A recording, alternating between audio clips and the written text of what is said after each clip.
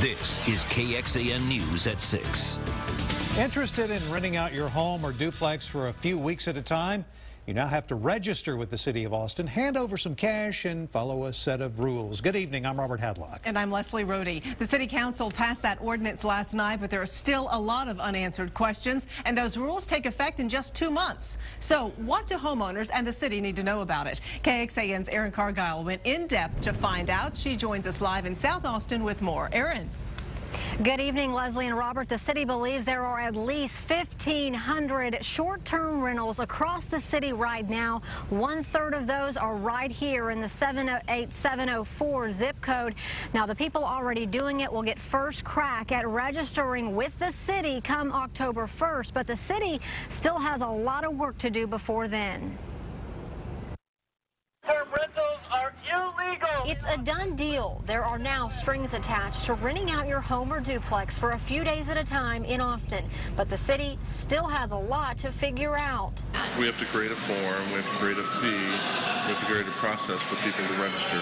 They still don't know which department will handle the registration process. The City Council wants staff to spend the first 3 months registering property owners already operating short-term rentals, then open it up for others. And rules still have to be written, which the Code Compliance Department will have to enforce.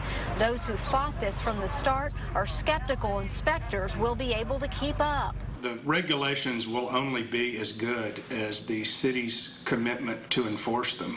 After a balcony collapse at an East Austin apartment complex 4 months ago, the Code Department made it clear they needed more manpower to keep up with the daily demand.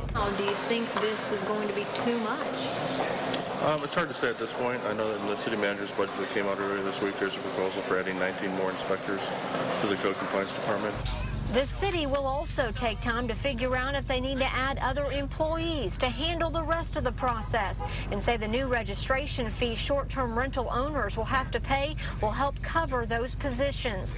The city is still trying to come up with that figure too. Critics predict all of the unknowns are a recipe for disaster. The city definitely should have taken more time to do this. But the city says just give them time to get a smooth process in place.